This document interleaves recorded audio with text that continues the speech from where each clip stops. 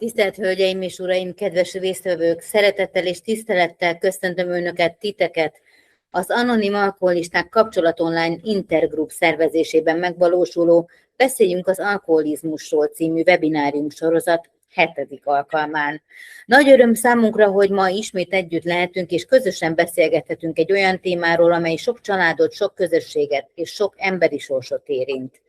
Webinárium címe Visszatalálni az életbe. Egy gondolat, amely egyszerre szól a reményről, a változás lehetőségéről és a felépülés útjáról.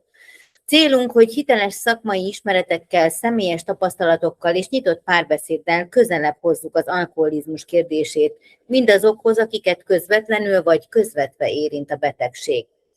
Az előadások alatt a chatfalon továbbra is lehetőségük van kérdéseket feltenni az előadóinknak. A kérdésekre a rendelkezésre álló idő függvényében az előadások végén igyekszünk válaszolni. Mai vendégeink, nagy megtiszteltetés számunkra, hogy köszönhetjük dr. Szemejács János pszichiátert, pszichoterapeutát és addiktológus szakorvost. Dr. Szemejács János az Indit közalapítvány elnöke, a Magyar Addiktológiai Társaság elnöke, valamint az Eötvös Loránd Tudományegyetem és a Pécsi Tudományegyetem címzetes egyetemi docense. Több évtizedes szakmai pályafutása során kiemelkedő szerepet vállalt a hazai addiktológiai ellátás fejlesztésében, a szakemberek képzésében, valamint a szenvedélybetegségek megelőzésének és kezelésének előmozdításában. Munkásságát a tudományos igényesség, a gyakorlati tapasztalat és a segítő hivatás iránti mély elkötelezettség hatja át. Előadásai mindig értékes szakmai gondolatokkal és inspiráló szemlélettel gazdagítják hallgatóságukat. Nagy öröm számunkra, hogy webináriumunk következő előadójaként köszönhetjük Magyar Jenőt, vagy ahogyan sokan ismerik, Cikét, az Indit terápiás munkatársát. Magyar Jenő hosszú évek óta elkötelezetten dolgozik azon, hogy a felépülés lehetőségét és üzenetét hitelesen közvetítse mindazok felé, akik érintettek a szenvedélybetegségek világában. Szakmai munkáját saját életútjának tapasztalatai teszik különösen hitelessé. Előadásai pedig őszinteségükkel, emberközeliségükkel és reményt adó üzenetükkel sokak számára jelentenek valódi inspirációt. Ma olyan gondolatokat oszt meg velünk, amelyek nem csak szakmai szempontból értékesek, hanem emberileg is mélyen megszólítanak bennünket. De először megkérem dr. Szemejács János pszichiátert, pszichoterapeutát és addiktológus szakorvost, hogy ossza meg velünk gondolatait a Visszatalálni az életbe témánkban, körülbelül 15 percben. Köszönöm szépen a meghívást, meg hogy itt együtt beszélgettünk, és Judit nyugodtan csak szólítsál Jánosnak, légy szíves, és a Cikét pedig Cikének, és végül is azt beszéltük, mivel most mi itt közösen ültünk be egy szobába, akkor azt gondoltuk, hogy nem fogunk itt 15-15 perces előadásokat tartani, hanem elkezdünk beszélgetni a felépülésről, a motivációról, hogy mitől gondolja ember azt, hogy változtatni kell az életén, és akkor majd itt egymás szájából vesszük ki a szót, úgyhogy én elkezdem most egy kicsit így magamról, meg itt mondtad az Inditot, hogy ennek vagyok a szakmai vezetője, és talán sokan ismerik, de biztos van, aki nem tudja, hogy ez egy olyan komplex szemléletű, integrált terápiás rendszer, talán mondhatom, hogy Magyarországnak az működő, vagy talán mindegy, szóval, hogy vannak más ilyen komplex intézmények, de azt mondom, hogy nekünk nagyon sok szinten van intézményünk, talán vannak nálunk nagyobbak, de sok színűségben, hogy mi mindenben próbálunk szolgáltatást nyújtani, abban azt gondolom, hogy az Indit mindenképpen ott van a dobogón, és ezt már elég régóta csinálom. Én 91-ben végeztem Pécsen az orvosin, pszichiáter szakorvos lettem 95-ben, és utána kezdtem akkor még drogközpontban dolgozni. Ez a Baranya megyei gyerekkórháznak volt az úgynevezett drogközpontja, aminek kevésbé volt egy ilyen ambulanciás jellege, inkább a prevencióra helyezte a hangsúlyt, meg hát végülis ez a rendszerváltás előtt alakult, akkor azt gondolták Magyarországon, hogy a droghasználat az a neveletlen kamaszok problémája, ezért is a gyerekkórházhoz került először, és 93-94-ben volt az amfetamin boom. A fiatalabbaknak azt mondanám, hogy ez nagyon hasonlított a mostani designer őrülethez, ami ott a 2010-es évek elején indult el Magyarországon, és akkor kiderült hamar, hogy azért itt elég sok felnőtt droghasználó van, ez nem egy kamasz, serdülő, gyermekpszichiátriai probléma, és akkor gyakorlatilag kezdett átalakulni az egész rendszer, és nyilván megjelentek azok a fiatal felnőtt szerhasználók, köztük Cike is, akiknél azt láttam, hogy ezekkel az emberekkel el lehet kezdeni dolgozni, és nagyon hamar láttam azt, hogy szokták nekem mondani, hogy ez az addiktológia, ez nem egy sikerorientált szakma. És szoktam mondani, hogy hát ez nem sikerorientált szakma, hát a belgyógyászat az nem sikerorientált szakma, valakinek vérnyomása van, akkor élete végéig kell szedni a vérnyomás csökkentőt. Én meg azt gondolom, hogyha egy 20-30-40 között járó fiatal embert sikeresen egy más pályára állítunk, új szempontokat tudunk neki adni, és ő erre így ráérez, és azt mondja, hogy tényleg az élete az máshol is szólhat, mint hogy az addikció becsavarja, betekerik, körbefonja, és lehúzza a mélybe, akkor valójában neki még ott van az egész élet. És hát ez abszolút egy ilyen szempontból egy sikerorientált szakma. Úgyhogy tulajdonképpen a gyerekkorházból 99-ben elszakadtunk, és elindult az Indit Közalapítvány szerkezetével egy építkezés, és hát a kezdeti kis drogközpontból, meg 4 alkalmazottból most vagyunk olyan 80-an, van 14-15 intézményünk, sok programunk, és hát tulajdonképpen a Cike 93-as, kb. 93-94-ben találkoztunk először, akkor úgy találkoztunk, hogy ő volt a segítséget kérő kliens, én meg azt elmondtam, hogy miért is akartál segítséget kérni, hogy mi volt az, amivel először jelentkeztél. Én meg voltam a pályakezdő doktor, aki figyelt, hogy most akkor ezzel a helyzettel így mit is kéne kezdenünk, és aztán eljutottunk oda, hogy most már egy jó pár éve mi kollégák vagyunk. Én vagyok az Inditnak a szakmai vezetője, de orvosként továbbra is ott dolgozok, és aztán Cike meg sokféle funkcióban volt, de hogy tulajdonképpen most a THRD rehabunk körül dolgozik, előgondoz, és személyes példát mutat, vagy valami ilyesmit. Szóval szerintem mondjam, most akkor átadom a szót. Ja, hogy akkor oké. Köszönöm én is a felkérést, Magyar Jenő Cike vagyok, és akkor én azt hiszem, hogy az ambulancia környékén ilyen majdnem 30 éves voltam, mikor megjelentem. Azt kell tudni rólam, hogy szeretem ezt a szót, de egy normál családból származom. Akár még azt is mondhatnám, hogy így, nem tudom, így ideális családnak tűnt talán. Ez a legjobb szó. Persze hát azért ez annak idején történt. És volt egy rendőr édesapám. Még a rendszerváltás. Igen, a bőrgyárban dolgozott édesanyám kesztyűvarrónőként. És akkor én pedig így megszülettem, amikor ugye apukám járt a rendőrtisztire Budapestre, és akkoriban még úgy anyagilag nem álltak teljesen jól. És akkor úgy döntöttek, illetve apám úgy döntött, aki egy elég karakán férfi volt, hogy akkor ő kevesebbszer jönne haza, illetve nem is nagyon járna haza, hanem inkább a pénzt küldi, az nagyon nagyobb segítség a családnak.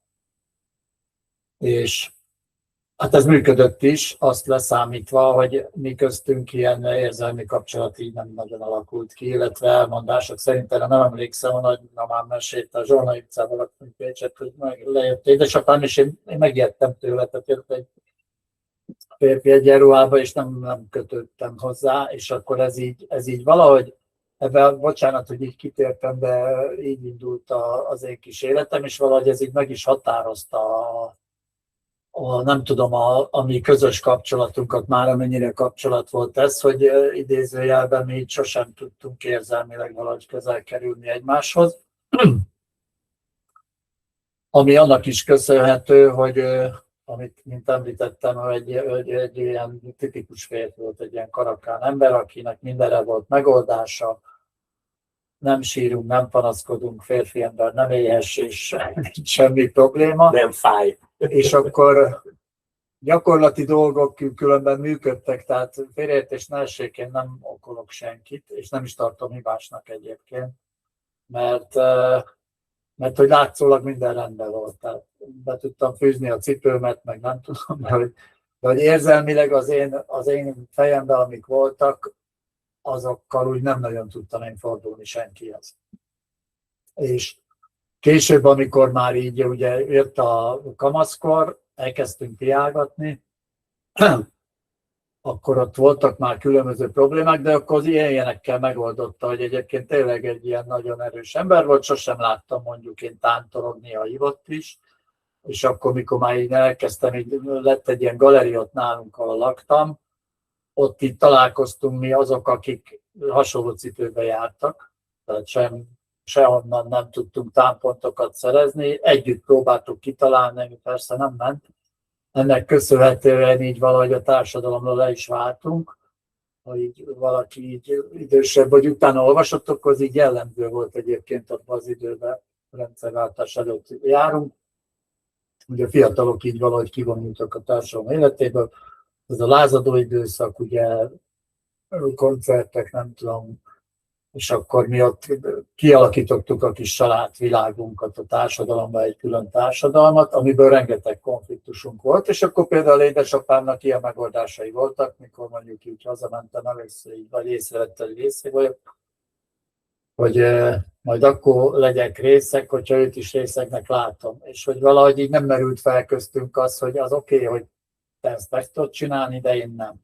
És viszont egy minta volt számomra, én azt gondolom, hogy így néztem, hogy és szerettem volna olyan lenni, azzal, tehát hogy viszont köztünk nem volt az a viszony, hogy ő egy hosszú úton lett ilyen, férfi, én viszont mondjuk kamaszkorban elvártam magamtól, hogy ilyen akarok lenni, és abban volt egy csomó buktató, így ezt most utólag gondolom, tehát dolgoztam a felépülésemen, és akkor én arra nem is gondoltam, hogy őnek is volt egy csomó buktató, annyi jött be nekem, hogy én, ha megfeszülök, se tudok ilyen lenni.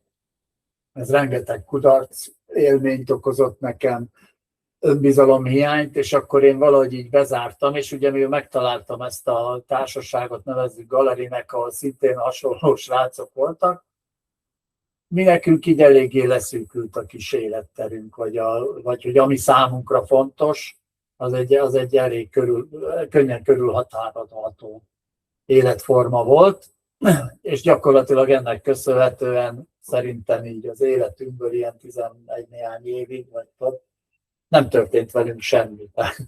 Az a kevés dolog, ami nekünk fontos volt, azt működtettük, ez általában köszönő viszonyban sem volt a társadalom normáival, rengeteg konfliktusunk volt, páran bekerültünk büntetés-végrehajtási intézetbe is, akár többször is. És ez az életforma, ez a mi kis külön világunk volt, alkohollal, később gyógyszerrel, illetve én és pár társam utána így valahogy áttértünk a droghasználatra.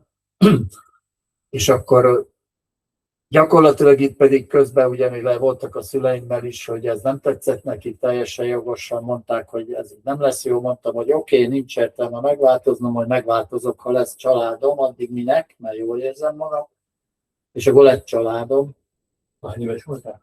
20 évesen lett egy feleségem, és született egy fiam, amivel végképp nem tud, és az volt a teljes kudarc számomra, hogy ott kudarcot vallottam, tehát megházasodtam, elmentem bányásznak, mondom, hogy gyakorlati dolgot én megpróbáltam, hogy akkor legyen pénz, én nekem ez a dolgom, hogy biztonságot teremtek a családnak. Érzelmileg ebben a történetben én sehol nem voltam, sem a párkapcsolatban szerintem, hogy mi a dolga egy férfinak, egy apának, egy férnek, sem mint apa.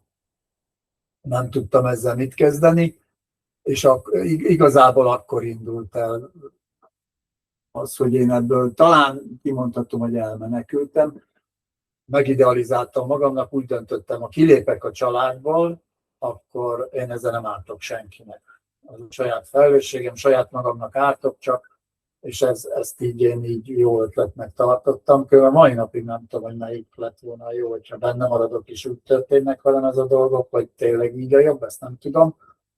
De az az igazság, hogy egyik se jó. Tehát, hogy ez nem volt igaz, amit én összeraktam, hogy nem ártok senkinek, ha kilépek. És akkor teljesen leváltam, és elkezdtem egy ilyen álmokfutást szerintem. És Egyébként tényleg az, hogy mert akkor 28 éves voltál, amikor bejutottál ebbe a drogközpontba, vagy drogambulanciára, akkor egyébként neked mi volt a szándékod? Gyógyszert akartál iratni? hát megmondom Nem őszintén, láttál még addiktológus, vagy pszichiátert? az volt, hogy akkor már úgy annyira nem ment a droghasználat, tehát hogy annyira nem élvezhető volt az az életforma, és akkor az volt egyébként az első motiváló indok, hogy akkor ott én tudok gyógyszert iratni, és hogyha gáz van, akkor ugye van egy alapbiztonságom, ugye erre annak idején volt a Depridolval a fenntartókezelés, vagy nem tudom, azt így nem. Így hívták végre metadon. Igen, és akkor, hogy azt úgy is hívták, hogy fenntartókezelés, és akkor ott összeraktuk, ugye összeült a Vének tanácsa, a Pécsi Drogos kör, és akkor majd ez így biztos jó lesz. És egyébként tök jó, hogy így alakult, mert hogy lehet, hogy én nem azt szerettem volna, akkor nem voltam tisztában vele, hogy mit szeretnék. Egyébként a rehabra menetnél sem voltam tisztában vele, hogy mit szeretnék, oda is én mentem az indokkal, de hogy akkor találkoztunk mi Jánossal, és egyébként pont itt beszélgettünk még mielőtt elindult ez a podcast, hogy hát nekem ő volt az első ember annak idején a mi kis zárt világunkból, hogyha kikandikáltam, nekem sosem, tehát mindig konfliktusba keveredtem, hogyha abból, de bármelyikünk egyébként, a barátaim is, és amikor bementem ő hozzá az ambulanciára, ott ült velem szembe velem egykorú fickó, nem volt rajta fehér köppeny, meg stetoszkóp, nem tudom, és akkor beszélgettünk. Én nagyon ritkán éreztem azt, hogy ő a pszichiáterem nekem, és az van, hogy nem kerültem vele konfliktusba, tehát akár hibáztam, akár genyó voltam, nem történt, hogy nem az történt, hogy akkor most újra valami háború, mert akkor már rég egy ilyen védekező pozícióban voltam, mint egy sündisznó, tehát így magának a világnak én nem voltam része, csak így benne voltam, és így próbáltam megúszni mindig mindent. És akkor ő volt az az ember, aki így bizalmat ébresztett bennem. Tehát ő volt nekem az első ember, mert ugye az a téma, hogy a leszocializáció. Tehát én alapjába véve a családomból is volt egy szocializációm, tehát nem az volt, hogy nem voltam képes semmire, de ennek az átvilágnak köszönhetően ez így átfordult, és elfelejtődött teljesen. Tehát ott annyira megerősítettük egymást. Például én úgy mentem a rehabra, hogy nincs családom. A barátok a családom, és megtagadtam a saját családomon. És akkor ott ült egy ilyen manus, akivel meg ki lehetett jönni valahogy, vagy nem tudom, és lehetett rá számítani. Mindig azt éreztem, hogy neki mindig van ránk ideje. Nem tudom, hogy ez hogy volt. Lehet, hogy akkor, mint kezdőorvos, tényleg úgy volt. Semmi dolgom nem volt, csak beszélgetni. De mindegy, a lényeg az volt, hogy én azt éreztem, hogy én bemegyek hozzá, akkor sosem mondja azt, hogy figyelj, most nem érek rá, el kell mennem. Hanem akármi hülyeségemmel mentem, azt így meghallgatta. És akkor ővele beszélgettünk sokat, és ő kezdte elmondogatni a rehab témát is, meg nem tudom. És akkor szép lassan ugye úgy kezdtem érdeklődni ez iránt, mert ugye tehát a droghasználat sem tett jót, tehát gyakorlatilag akkoriban már ilyen eléggé érzéketlen voltam. Tehát nekem az igazi mélypontom az volt, hogy nem történt velem már soha semmi, nem volt jó, meg rossz, meg boldogság, meg szomorúság, hanem így valahogy minden tudomásul vettem, most elmosolyodtam, vagy elhúztam a számat, és sose felejtem el, mikor mondta, hogy van időpontod, november 23, és mondtam neki, hogy mondom, az nem jó. És akkor mondta János, hogy hát miért nem jó neked 98. november 23, és mondtam, hogy hát jön a karácsony. És nézett rám, és akkor mondta, hogy figyelj, most mondd el, légy szíves, hogy a mai nap és a karácsony között neked mi a különbség. És nem tudtam rá mit mondani. Mert hogy nem az volt, hogy körbeírjuk a fát, mert nem írtuk körbe, épp akkor nem is tudom, a hidrogénnél laktam, vagy hol lakásba. Max nem volt annyira cucc, mert karácsony van, de hogy igazából tényleg nem volt különbség aznap és a karácsony között, meg egyik nap között sem. Tehát előre meg tudtam volna mondani, hogy 5-10 év múlva mit csinálok egy nap, mert minden nap ugyanaz volt.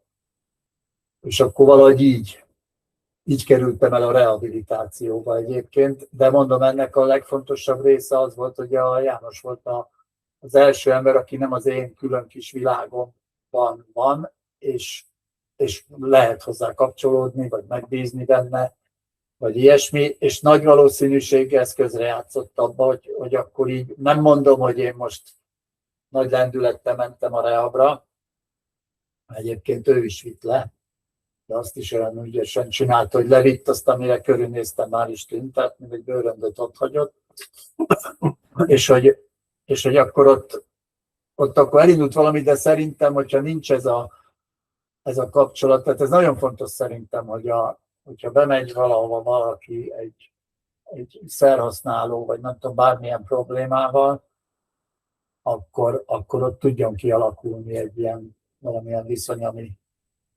Egyébként itt, ahogy ezt mondod, igen, tehát, hogy itt sokszor beszélünk a terápiás kapcsolatnak a jelentőségéről, ami nyilván, persze egy ilyen bizalmi kapcsolat, de az mindig kérdés, meg nekem szokták azt így a szememre vetni, hogy akkor egy ilyen kapcsolat, most akkor én így teljesítene a klienseknek a kérését, és akkor az van, amit ők akarnak, vagy az, amit én akarok. És szoktam mondani, hogy ez úgy szokott lenni, hogy amikor ember bejön hozzám az ambulanciára, akkor én az elején hajlamos vagyok elfogadni, amit ő gondol, meg ő diktál, meg vannak igényei, és akkor így és akkor elindulunk egy ilyen önreflexió tanítás, vagy valami gyakorlás mentén, és azt várom el a kliensemtől, hogy akkor ő egy kicsit kezdje el látni magát ebben a folyamatban, hogy amit ő így kitalált, hogy na, akkor az a tuti módszer, az működik vagy nem, és ha nem működik, többnyire nem működik, akkor ebben egy picit hogy tudunk előrébb mendegélni, és mondom azt, hogy figyelj, hát, hogyha most megpróbáltuk 3-szor, én támogattam, amit te gondolsz, és hová jutottunk, sehova. Akkor most negyedszerre próbáljuk meg, hogy fogadd el, amit én mondok, és akkor egyébként ez Cike is mondta, hogy elvittem a rehabra, akkor azt mondta, hogy hát is ott hagytam, de hogy biztos nem az ellensége vagyok. Azért vittem oda, hogy őt ott kicsontozzák. És hát mondjuk volt ilyen kliens, aki nagyon vicces, emlékszem, hogy ilyen fiatal srác volt, mondta, hogy figyelj, itt már 1,5 évig kilódunk, én most megsajnáltalak téged, hogy nem jutunk semmire, én most elmegyek egy rehabba, és akkor lesz, mondom, figyelj, hát, hogy ekkora jót teszel velem, nekem ezt köszönöm, ez egy nagyon hálás elképzelés. Szóval, hogy valahogy ebben a együttmenős, ismerkedős, egymásra figyelős dologban, tehát én is mondtam azt kliensnek, hogy figyelj, idáig vagyok veled, tartsunk 2 hónap szünetet, mert itt fogok felrobbanni ültőhelyemben. Mert hogy nem bírom már ezt, amit te csinálsz ezzel magaddal, meg velem, meg ezzel az egészen. Szóval azt gondolom, hogy ezek tényleg bennem is valóságos érzések jelennek meg, és tudok lenni dühös, amikor tehát, hogy nem szoktam mondani, hogy nem vagyok vizsgálóbíró, és nem akarom kinyomozni, hogy akkor a kliensem mit tesz, de hogy nyilván hát én is elkeseredek, hogy olyan 50-szer, hogy ugyanabba a pofon erdőbe bele, hogy ezt így miért csináljuk. De hogy szóval visszatérve ide, hogy itt a rehabról beszéltünk, szóval az szerintem még egy ilyen érdekes dolog, hogy nyilván a Cike és ez a kis pécsi galeri azért elég masszív függők voltak, de hogy azért a kezelőhelyekre, főleg az ambulanciákra nem feltétlenül függők mennek be. A rendszeres használóknak egy kis része a függő, és van nagyon sok problémás használó, és a problémás használók érkeznek meg. És akkor általában nyilván a problémás használatból lehet majd a függőség is. Az a kérdés, hogy tudunk-e akkor ebbe valahogy úgy beleavatkozni, hogy ez meg tudjon változni, és hogy akkor ezért a problémát, én ebben is van nekem egy olyan hajlandóságom, hogy azt mondom, hogy próbáljuk megoldani azt a problémát, amivel ő érkezett, legyen neki egy olyan benyomása, hogy erre ő kap segítséget, nem tud aludni, kapcsolati problémái vannak, állandó konfliktusokba keveredik, és akkor nézzük meg, hogy akkor ezt a dolgot lehet-e vagy kezelni, és akkor nem tudjuk, vagy legalábbis nem feltétlenül kell nekem diagnosztizálnom, hogy most függő vagy nem függő, azt mondom, itt egy probléma, ezt oldjuk, és a háttérben az ő valamilyen szintű addikciója áll. És nyilván az ő valamilyen szintű addikciója, az pedig a fedősztória valami másnak, az ember hogyan van az érzelmeivel, hogy ez hogyan van az indulataival, hogyan van az életbe való eligazodás nehézségeivel, hogy ez mitől egy ilyen maladaptív folyamat, és akkor ahogy így hántoljuk le róla ezeket a rétegeket, akkor valóban sokszor eljutunk oda, hogy mi az az alap nehézség, amivel aztán így kell valamit kezdeni. És akkor nyilván tudom, hogy azért az idő is megy előre, és akkor szerintem olyat ugorhatunk, hogy akkor amikor az ember mondjuk akár egy rehab után, akár egy ambuláns kezelés után eljut oda, hogy akkor szermentes vagyok, abstinens, még nem feltétlenül józan, hogy azért az egy ilyen ott a rehab végén, arról szerintem meséljelte, hogy amikor az ember az van, hogy hát akkor a jövő kedden akkor neked itt útilapot kötnek a talpadra, aztán húzzák kifelé, az ott az ember az ahogy van.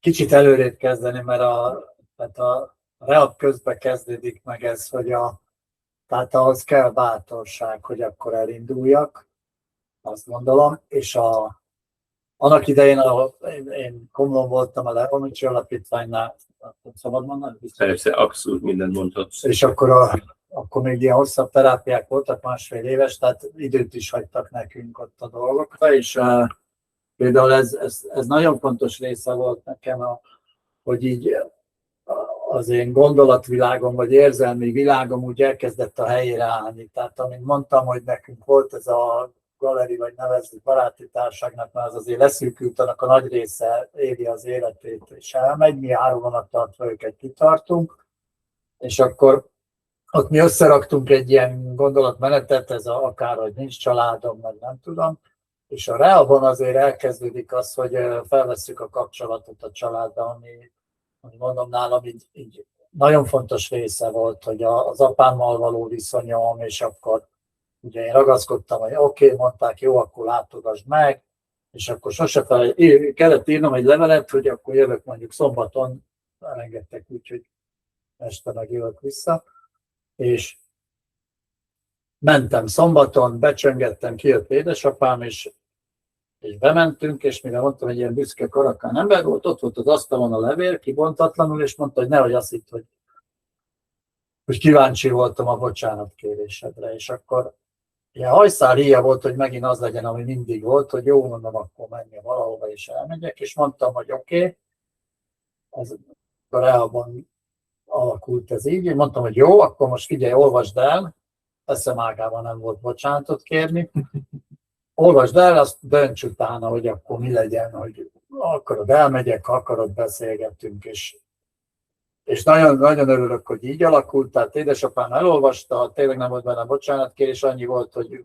próbáljuk meg, aztán nem megy, de hogy elkezdtünk beszélgetni, és rájöttünk, hogy mi nem vesztünk össze például. Tehát nagyon érdekes volt, hogy én kiléptem ebből a családból, éltem, amit éltem, ő, mint akkor már nyugdíjas volt rendőr, mindent tudott rólam, az kiderült utólag, hogy így utána járt a dolgoknak, hogy épp mi van velem, mit csinálok, nem tudom. De hogy mi nem vesztünk össze, egyszerűen annyi történt, hogy ahogy ő viselkedett, én azt összeraktam a fejembe, hogy vajon miért teheti, és ahhoz képest kezdtem el én is viselkedni, és ő ugyanezt csinálta. Tehát soha nem kérdeztük meg a másik, hogy most miért csinálod ezt. Kitaláltuk. És hogy ennyi volt köztünk. És akkor elkezdtek oda járni, és például, hogy amikor kiderült, hogy szeretem őket, tehát hogy azt én így összeraktam, tehát elhitettem magammal, hogy nincs családom, az például egy olyan helyzet volt, hogy vitték az ágyneműmet mosni, és otthon felejtett anyu, és visszafordultak. Tehát mindig ők értek oda először Pécs-Komló 15 kilométer, tehát ez tök normális. És jött egy szülőcsoport, amikor jött, minden szülő bejött, már ők meg sehol se voltak. És én majdnem sírtam, hogy biztos karamboloztak. És így melbevágott, hogy én szerettem az anyámat, meg az apámat.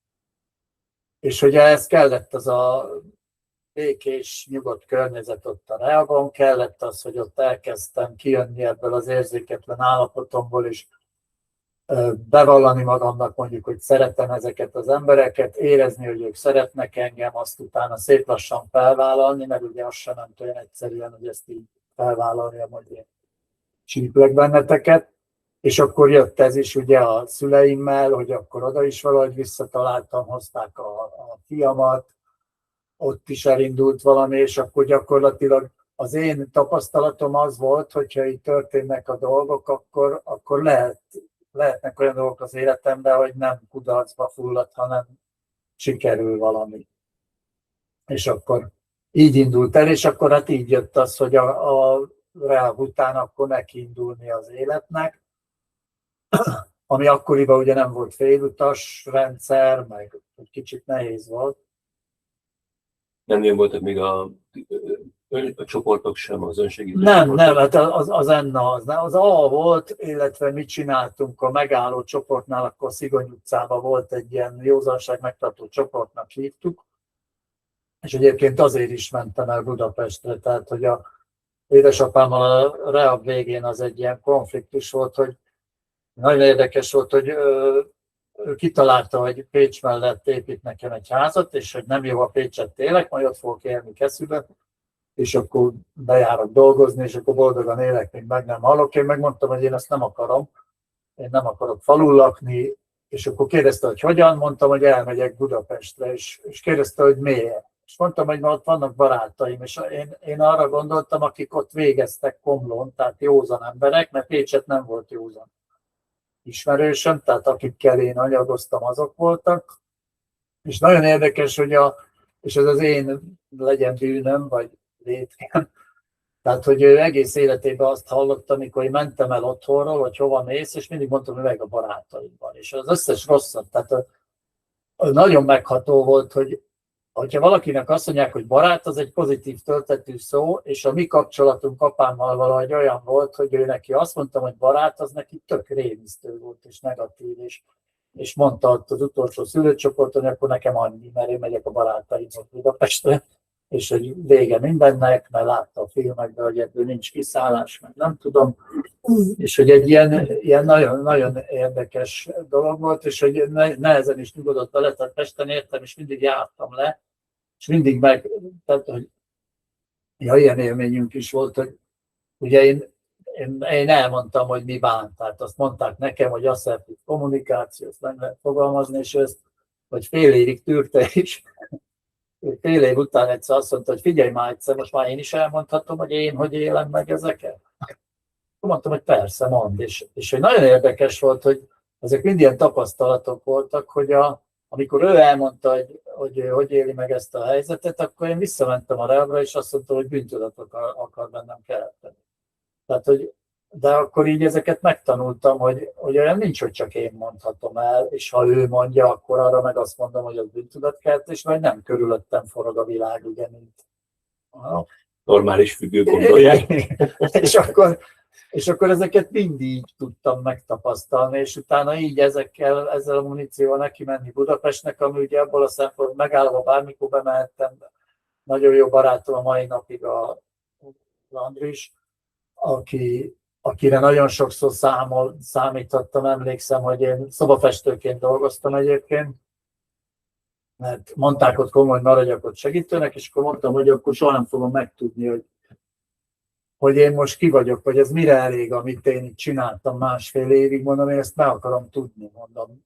Értem én, hogy kedvem is lenne segítőnek lenni, mert abban az állapotban voltam, amikor így a haverjaimmal segíteni akartam. Hogy mondom, akkor lemegyek ide az Rényi utcába, aztán visszajövök, és ugyanaz vagyok, csak nem terápiás, hanem segítő. Mondom, ebből én nem fogom megtudni, hogy ki vagyok, vagy mire vagyok képes, és elmentem így szobafestőnek, és emlékszem, hogy ugye télen nem volt munka, és akkor még a régi kapcsolataim így utána nyúltak, ugye, hogy Pesten mondták, hogy én hozzak nekik nagy tételbe füvet Pécsről, ugye az meg ősszel volt szület, és akkor mentem az Andrishoz, ugye nem volt még ez a szponzor, meg mentor rendszer, és mondtam neki, hogy figyelj, ez van, mondom, de tök jó, úgy sincs meló, most megcsinálom ezt az üzletet, és akkor utána jön a tavasz, azt megint van meló. És akkor mondta, hogy ha ezt megcsinálom, akkor nekem annyi. És hogy ezeket például soha nem tudom meg, hogy tényleg úgy lett volna, de az nagyon jó volt, hogy szót fogadtam. És sosem, ezt mindig el szoktam mondani. Úgy lett volna, Cike, úgy lett volna. Hogy hetente volt 5000 forintom, így, hogy nem csináltam meg, mert ugye megtakarításom azért volt, és hogy abból kellett megélnem. És hogy akkor ilyen, hogy paprikás krumplit főztem, aztán ha kezdett fogyni, akkor ráfőztem egy tésztát, akkor megint tele volt a lábas, csak krumplis tészta, és valahogy így kiteleltem, de hogy megoldódott ez is, és ez nagyon fontos volt nekem, hogy a Reában én azt gondolom, hogy 1,5 évig voltam ott, nagyon sok mindenben én nem fordultam ki önmagamból, tehát beismeréseim voltak, de hogy a változás utána jött, és egy valamit nagyon megköszönök a Rehabnak is, hogy fontos lettem magamnak. És ha ezt el tudja érni egy Rehab, annál több szerintem nem is kell. Tehát onnantól már nem volt nekem mindegy, hogy milyen életem lesz, és nem ilyen védekező pozícióba szándékoztam lenni, hanem menni és csinálni, és sikerült is. Egyébként a függőségemnek köszönhetően, én szóval építőiparban dolgoztam, senki nem értett meg, se a köműves senki, tehát nézték, hogy kakaót iszom, és nem sör, meg leülök ebédelni, és fél óra múlva felállok, és csinálom tovább, úgyhogy a főnök ott se volt, én voltam a kis főnök, és hogy senki nem értette, hogy ez miért van. És hogy egyébként nem is a főnökömért csináltam, én a felépülésemért csináltam, hogy szeretnék tisztességes lenni, hogyha elmegyek egy munkahelyre, akkor dolgozni szeretnék, ha a csajommal vagyok, akkor vele szeretnék lenni, de mindig azt csinálni, ahol vagyok. Mert hogy addigi életemben jártam én iskolába mindenhova, de sehol nem azt csináltam, amiért van az a hely. Tehát az iskolában nem tanulni mentem, hanem vagánykodni. És akkor elkezdtem úgy élni, ez egy ilyen nagy változás volt, hogyha elmegyek dolgozni, akkor kidolgozom a munkaidőt. Volt egy ilyen félelmem, hogyha én mondjuk nem állok föl ebéd után, akkor már délután nem csinálok semmit. És akkor ebből kiindulva, így mondom, arra használtam azt, ahol épp voltam, amiért oda mentem. Egyébként, amit mondasz, talán még annyi, hogy azért mondtad, hogy neked volt egy viszonylag normális családod, volt egy ilyen kezdeti szocializáció, és nyilván meg vannak az okok, hogy ez így hol ment aztán neked félre, és mitől kerültél egy ilyen útra. Az biztos, hogy neked visszatalálni egy viszonylag normálisabb életbe, az pontosan ezek miatt a korai szocializációs lehetőségek miatt itt talán könnyebben ment, és mivel hogy nem volt egy olyan masszív mentális problémád, mint ami sok szerhasználónak, függőnek, akár viselkedés és akár kémiai függőnek van, ezért azt gondolom, hogy ez összességében nyilván egy nem feltétlen ezért, de hogy tulajdonképpen ez egy ilyen klassz történet, ahogy te ebből így kinőttél. Nagyon sokszor, Cike éppen nem ilyen, de mondjuk látom azt, hogy amikor valaki felépül, és nincsenek a háttérben olyan problémák, hogy esetleg már nincsen családja, hogy nem nulláról, hanem -100-ról kezd, hogy van neki masszív hangulatzavara, nagyon komoly személyiségzavara, rengeteg olyan probléma, amit kell kezelni, akkor azt gondolom, hogy akár mondjuk egy rehabilitációs történet után nagyon jó, hogyha van egy olyan nevezzük utógondozó rendszernek, és akkor ebben egyébként a megerősödő önsegítő csoportoknak azon nagy jelentősége van, de mondjuk ott vannak azok a terápiás rendszerek, mint a drogambulanciák, a szociális intézmények, szenvedélybeteg nappali ellátó, egy családsegítő, akár egy ilyen egészségügyi alapellátós rendszer, ahol az ember kap segítséget arra, hogy nem tudom én, mi van mondjuk a szezonális depressziójával, ami újra és újra előjön, hogy alapvetően szorong, és nem tud a szorongással mit kezdeni, hogy gyerekkorától kezdve olyan masszív alvászavara van, ami őt nem hagyja nyugodni, akkor azt gondolom, hogy igenis az is jó, ha az ember megtanulja rá abban azt, hogy tud segítséget kérni ezekre a problémákra.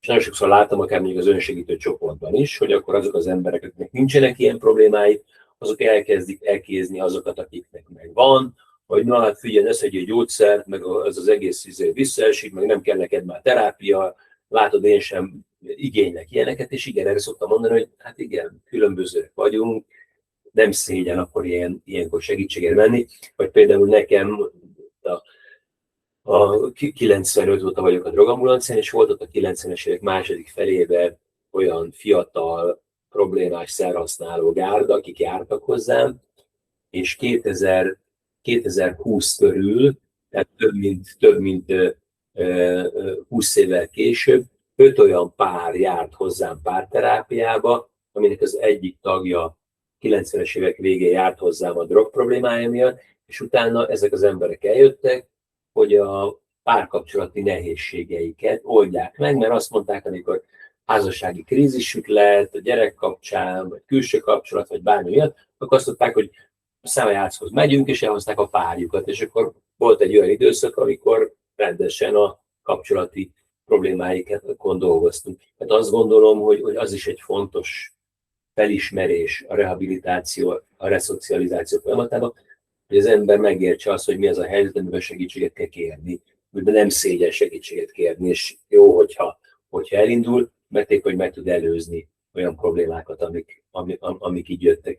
És akkor egyébként csak egy picit visszatérve, még van pár percük, hogy és akkor egyébként ez a segítővé válásodnak, elmentél festőnek, rájöttél, hogy meg tudsz élni a mindennapi életben, hogy lett neked ez a segítőség. Na, az igazából kifutotta magát, tehát mint mondtam, ilyen kisfőn, tehát Budapesten történt ez, és akkor a főnökön volt egy ember, aki vállalt munkákat, és akkor gyakorlatilag odáig futott ez a dolog már, hogy ő adott nekem egy címet, egy névvel, oda elmentem, felmértem a lakást, leadtam az anyagigényt, megcsináltam a munkát, elszámoltam, és bevittem neki a pénzt, tehát hogy őt megkeresték, én meg a végén odaadtam neki egy alak pénzt, és azt tudtam, hogy mi társak nem lehetünk, viszont az történt, hogy azt éreztem, hogy ez nekem nagyon sok. Nagyon jó kerestem különben, de hogy engem hívott a vizes, a villanyszerelő, az asztalos, tehát hogy gyakorlatilag vacsoráztam a barátnőmmel, és közben hívott az asztalos, hogy hónap, hogy lesz a bejutás, és akkor közben a megálló csoporttal, hogy jártunk erre a józanság megtartó csoportra, ott megüresedett egy állás, és kérdezték, hogy van-e kedvem hozzá, és akkor már ez a pénztéma így kifutotta magát, hogy nagyon jó keresek, hanem az volt egy szempont, hogy akkor egész évben van munkám, nem keresek annyit, de hogy akkor megpróbálom, és akkor így oda elmentem, aztán elmentem képezni magam, hogy ne csak az legyen, hogy tapasztalati segítő vagyok, és akkor innen elindult, és gyakorlatilag azóta szerintem minden szinten. Tehát voltam rehabon segítő, akkor voltam a megálló, voltam, alacsony küszöböt csináltunk még a Pujesszel, aztán félutast mit csináltuk utána az országban az elsőt még a megállóval. És akkor, tehát minden területen voltam, illetve voltam, mint civil is. Azt hiszem ez ilyen spanyol minta, hogyha valaki segítő szeretne lenni, akkor én három év voltam festő, így nem ezt utólag tudtam meg, de hogy, és akkor azóta pedig, most akkor egy Pécsváradon elő-utógondozó hozzátartozókkal foglalkozom. Igen. Egyébként talán még ezt szoktam mondani, hogy ugyan az addiktológia az a pszichiátriából jött ki, nem mondom, hogy nőtt ki, mert hogy inkább csak az, hogy mással foglalkozik, de tulajdonképpen egy önálló tudományág vagy szakág lett, de hogy azt gondolom, hogy mégiscsak a pszichiátria ilyenekben tanulhatna az addiktológiát, az egyik szoktam mondani az ártalomcsökkentés, tehát hogy így vannak dolgok, amiket csinálunk, de hogy tudunk olyat mondani, amitől még a probléma nem szűnik meg, de kevesebb következményes ártaloma van, és nem csak saját magamra, hanem mondjuk a környezetemre is. És ezeket érdemes végig gondolni, és nem csak az addiktológiában, hanem nyilván, és nem csak a pszichiátriában, hanem az életünk, vagy a munkánk, vagy bárminek sok területén. Aztán az addiktológiában azt gondolom, hogy talán kisebb szerepük van a gyógyszereknek, és sokkal jobban benne van az ilyen konzultációs technika, benne van az, hogy közösen kell gondolkodnunk, hogy talán a bizalomnak nagyobb szerepe van, mert hogyha beszélünk és nem állsz kötélnek, akkor beszélünk tovább, ha a pszichiátrián vagyunk és nem állsz kötélnek, akkor beléd nyomok egy injekciót, és akkor onnantól fogva már kötélnek vagy állva. és a harmadik pedig az, hogy sokkal jobban használjuk azokat a komplex gondolkodásból fakadó dolgokat, hogy az addikció az csak egy pici szelete, mint akár a pszichiátriai betegség, csak egy pici szelete az életünknek. Igaz, hogy mindenre rárakódik, még a Robert Lefebvre, az egyik ilyen mesterünk, önnek volt egy ilyen példája, hogy az élet az egy kád víz, az addikció meg egy pici fiola tinta.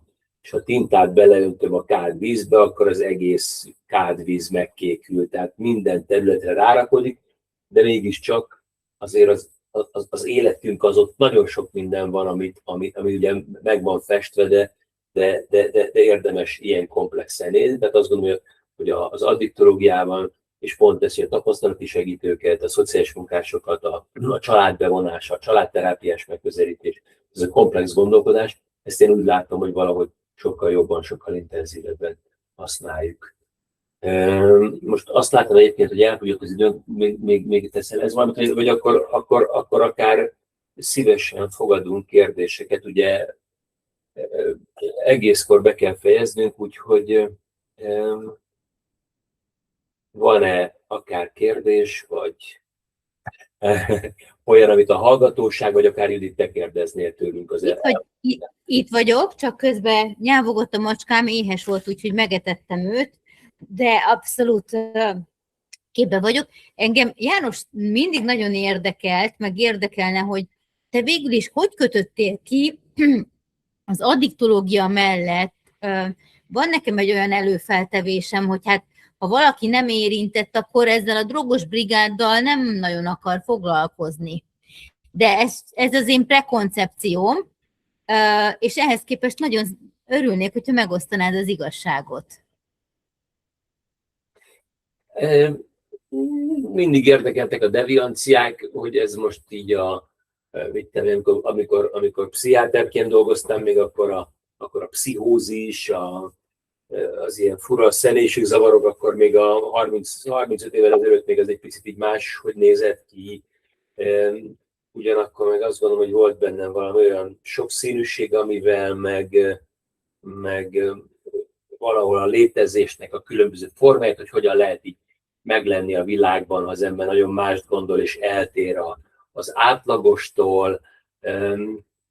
És igen, tehát hogy mondjuk ilyen addikció nem volt, ami sosem szoktam rá a cigarettára, bár szoktam cigarettázni, és nem vagyok abstinens, de sosem lettem alkoholista, vagy kipróbáltam különböző szereket, mert érdekel, de ezek sosem rántottak be magukkal, vagy akár ilyen viselkedéses addikció.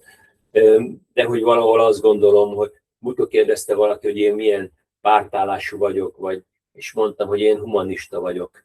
Engem ilyen szempontból így az ember érdekel. És hát, hogy amikor így a cikkéket megismert, nagyon érdekes volt, az első ilyen 4 kliensem tulajdonképpen a 4-ből 3 teljesen sikersztori, és az egyik, aki sokat fejlődött, de nem szállt ki teljesen ebből, de hogy tulajdonképpen tényleg az első 4 kliensemből 2 jelenleg a munkatársa.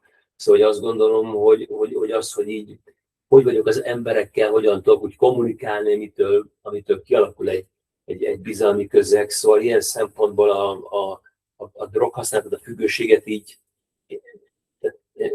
nem, én azt annak tekintettem, hogy van az ember éli az életet, és van egy rossz választása. És annak van egy csomó következménye. Innen, hogy lehet innen visszamenni? Valami ilyesmi. Ez így válaszoltam? Igen, köszönöm, és kaptunk is egy kérdést. Hogyan lehet a 12 lépéses felépülés spiritualitás fogalmát szakmai nyelvre lefordítani? Úgy, hogy az ne legyen se vallási térítés, se pszichológiai leegyszerűsítés. Ugye én nagyon sokszor megtapasztalom azt, hogy valakit nagy nehezen behívok a csoportba, bármelyikbe is, és meghallják azt, hogy Isten, akkor már fordulnak is ki az ajtón, és teljesen oda vannak, hogy ők nem hisznek, meg mekkora bullshit, meg egyáltalán, és ilyenkor úgy nehéz bármit is mondani. Nem tudom, szerintem akár te is mondjál erről, hogy te ezzel így hogyan vagy. Én úgy vagyok ezzel, hogy egyébként a 12 lépéses programokban is mondják, hogy egy saját elképzelésünk szerint Isten. Tehát, hogy én azt gondolom, hogy az, hogy így mi a célunk az életünkkel, vagy merre megyünk. Szóval szerintem valahol ezek a rövid, közép, meg hosszú távú célok, abban mindenképpen kell, hogy legyen valami olyan többlet, ami így a puszta létezésnél több. Szóval, hogy szoktam mondani, hogy egy soha függőséget így nem érintette meg ember, de mondjuk így elvisz a gyereket iskolába, elmegy dolgozni, elmegy utána a munka után a gyerek az iskolába, vagy az oldalba, hazamegy, bekapcsolja a tévét, eszik, alszik, szexel, másnap reggel fölébred, és a tévé kapcsolót nyomkodja, amikor éppen otthon van, és tulajdonképpen sosem akar kilátni ebből a világból, akkor azt gondolom, hogy az élet az így tud nagyon sivár lenni.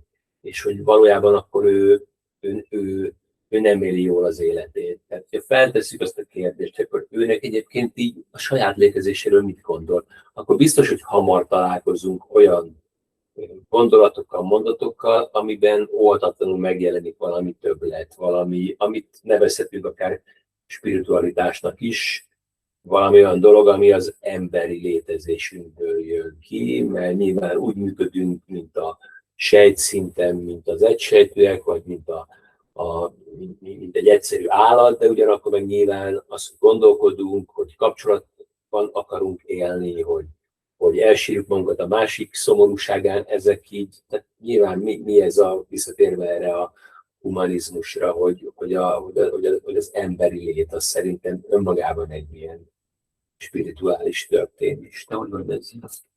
Én egyébként így spirituálisnak vallom magam. Hogy mondjam, tehát jó, benne van tényleg a 12 lépéses modellben az Isten szó, de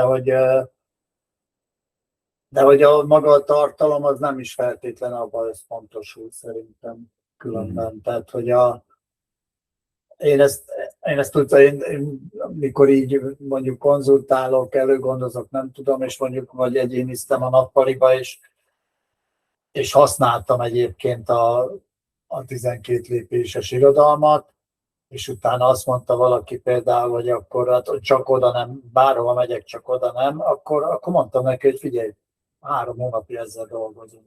Azt mondod, ez tök jó, hát akkor most miről beszélünk. És akkor, hogy erről így igyekszem úgy, hát, hogy ő is nyugodtan fogalmazza meg, hogy mi ezzel a baja, és akkor beszéljük meg, hogy ez hogy van. Én ennyit tudok csak tenni, mert amúgy külön sok oka lehet annak, hogy így az Isten szó ezt látja ki az emberekből. Én is nehezen tudtam vele mit kezdeni. Én próbáltam egyébként, csak akkor még oda nem nagyon tudtam. Egyébként talán nagyon érdekes, mert hogy ugye a hívők általában valamilyen egyházhoz kapcsolódóan szoktak hinni, és hogy az egyházak, vagy az egyházi rend, annak a hierarchiája, akár mondjuk, hogy itt az egyházak szerepét itt az elmúlt időszakban is hogy látjuk, hogy vannak a szolidaritással, hogy voltak a menekültekkel, hogy voltak a pénzzel. Szóval azt gondolom, hogy ez is lehet egy probléma sok embernek, hogy akkor így az Istent és az egyházat összekapcsolni, miközben azt gondolom, hogy azért ez így nagyon tud másról is szólni. Tehát, hogy ezért ez a hit, hogy miben hiszünk, szóval minden nem ismétlem meg magamat, csak talán azt gondolom, hogy ez is lehet ijesztő emberek számára, hogy akkor ez ugye mondják néha a 12 éves csoportos, mint egy szekta úgy működik, de hát valójában az a neve, hogy önsegítő. Az arról szól, hogy így én magamat hogyan tudom ebből a történetből kihúzni, józanul tartani, fejlődni tovább. Föltennék egy teljesen más típusú kérdést, hát azért van még egy kis időnk.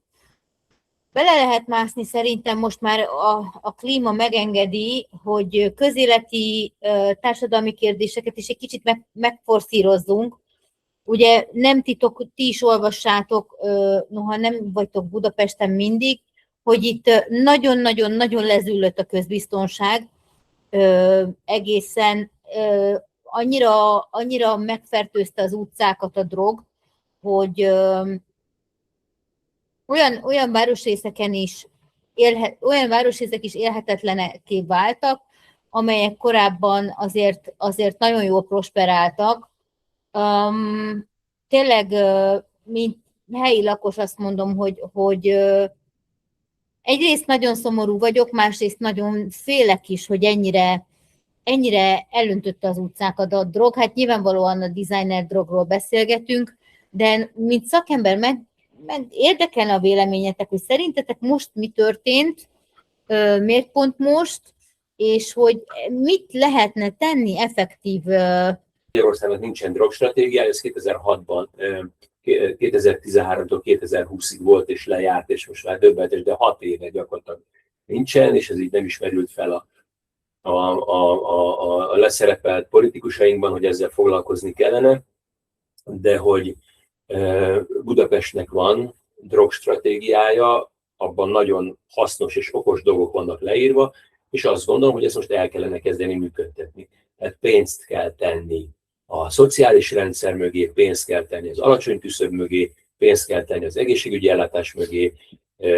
Tulajdonképpen nyilván, hogy ezek hosszú távú történetek, de mindenképpen, ha egy jóléti irányba megyünk, akkor az azt fogja jelenteni, hogy ezek a problémák szorulnak háttérbe, és most meg a tűzoltásban vagyunk, de hát ezt már így próbáltam mondani tavasszal, akkor még delta akció volt, hogy hát mi lenne, hogyha valamennyi pénzt például költenének a kábítószerügyi egyeztető fórumokra, valamennyi pénzt költenének szociális munkára, a szegregátumokban, a problémás területeket, akkor azt gondolom, hogy az is látványos lenne, nem úgy, mint a tévéhíradóban a rendőrség lecsapa a dílerekre típusú látványosság, de mindenképpen eredményesebb történet lenne. Nyilván sokat lehetne erről beszélni, erre biztos nem lesz idő. Átadom a szót. Én kis hal vagyok, én annyira nem értek hozzá, de igyekszem mindig egyszerűen gondolkodni, és a saját függőségemre gondolok, mindig az jut eszembe, hogy az én szerhasználatom egy tünet. Azt, hogy én nem tanultam meg élni, vagy nem rendeztem a soraimat, és hogyha én rendezem a soraimat, annak az lesz a következmény, hogy nem lesz szükségem szerekre, és nagyban is így gondolom, tehát prevenció, vagy nem tudom, tehát azt is át kell gondolni, a saját részünket is, hogy mikortól, kinek, miért, mert mit tartunk prevenciónak, tehát hogy valami olyan egészséges társadalom nevelődjön, akinek kisebb százalékban van szüksége ezekre a dolgokra, és ezáltal jelenik meg az utcán, mert hogy ugye azért mindenkinek most már elérhető, tehát nem az van, mint a kis csikókoromban, hogy egy szűk réteg használ ópiátokat, meg nem tudom, hanem bárkinek tök könnyen elérhető 10 percen belül bármi. Úgyhogy annyi az egész, hogy egy olyan fiatalság nőjön fel, akinek kevésbé van szüksége ezekre a szerekre, és akkor kevesebb lesz az utcán is. Ha nem tévedek, ugye ezek a preventív kezdeményezések is ki lettek tiltva az iskolákból, tehát nem nagyon lehet akár a fiataloknak beszélni a drog és az alkohol következményeiről. Szóval lehetne véleményetek szerint akár újraalkotni a prevenciót, és ezt nagyban az oktatási intézményekkel karöltve újraalkotni a magyarországi drogprevenciót? Ez nyilván a része, de akkor szerintem talán még hátrébről kezdjük, és azt mondjuk, hogy igen, van kínálat és keresletcsökkentős része ennek az egész történetnek, és igen, a keresletcsökkentésben abban benne vannak a prevenciós sztorik, a közösségi prevenció, benne vannak az iskolai, benne vannak a munkahelyi prevenciós ügyek, benne van a kezelés, ellátás, rehabilitáció, és benne van az ártalomcsökkentés, és másrészt meg ott van a kínálatcsökkentés, amiből benne vannak a rendőrségi ügyek, a bűnüldözés, a határok védelme, a kábítószer előállítás, és így tovább, és ezekből összegyúrni egy jó dolgot. Tehát most egy kicsit azt mondanám, hogy nyilván mindig tűzoltásban vagyunk, tehát azt gondolom, hogy annyi idő kell, hogy legyen a dologra, hogy akkor végre, ha van egy ilyen helyzet, akkor használjuk, üljenek össze okos emberek, vannak azért már olyan anyagok, amikre lehet támaszkodni, és ahelyett, hogy most megint elkezdjük, mint porcelán az elefántboltba, vagy fordítva, mint elefánt porcelánboltban, megint elkezdjük ugyanezt, hogy jaj, úristen, helyzet van, mit tudunk csinálni, ki az, akihez lehet nyúlni? Hát a rendőrség oldja le. Hát, hogy erről így érdemes lenne leszokni. És azt gondolom, hogy gondoljuk át, nyilván néhány hónapon, ha baj van, akkor sem múlik semmi, és kezdjünk egy kicsit józanabb drogpolitikát folytatni. Na, ez egy nagyon jó végszó volt. Itt megjelent a kis üzenet, hogy sajnos idő van, a Csak a mai nap kapusa üzente ezt nekünk, úgyhogy én akkor felolvasom tisztelettel és szeretettel ezt a záró litániát, és előre is megköszönöm, hogy hallhattalak benneteket. Sok szerepem nem volt, de ez így van jól, úgyhogy akkor szépen itt is van. Azt mondja, sajnos a rendelkezésünkre álló idő nem engedi meg, hogy az összes kérdésre válaszolni tudjunk élő adásban, azonban a fennmaradó kérdésekre regisztrált e-mail címünkre igyekszünk rövidesen válaszokat megküldeni önöknek. Kérjük, ha netán nem regisztráltak volna, ne felejtsék el e-mail címünket a csakamainap.hu/kapcsolat weboldalon megadni, hogy a válaszokat, valamint a soron következő webináriumok meghívóit is eljuttathassuk önökhöz. Találkozzunk legközelebb augusztus 25-én, kedden 18 órakor. Vendégeink lesznek Vidák Gábor szociális munkás és emberi erőforrás tanácsadó, a PTE oktatója, valamint Szász Anna újságíró, a Boldog Józanodók című könyv szerzője. A következő témánk nem lesz más, mint a felépülő közösség és társadalom, ahogyan a szakemberek látják. Ezennel akkor lezárom a YouTube közvetítést, és már csak egy feladatom van, hogy elköszönjek a mai vendégeinktől. Nagyon szépen köszönöm, hogy itt voltatok, és még egyszer elmondom a két résztvevő, dr. Szemejász János, az Indit közalapítvány elnöke, a Magyar Addiktológiai Társaság elnöke, valamint az Eötvös Loránd Tudományegyetem és a Pécsi Tudomány címzetes egyetemi docense volt az egyik vendégünk, a másik pedig Magyar Jenő, vagy ahogyan sokan ismerik, Cike volt a mai vendégünk. Jó volt veletek, és bízom benne, hogy lesz folytatás. Szép estét nektek! Csak a mai nap! Minden jót! Minden jót!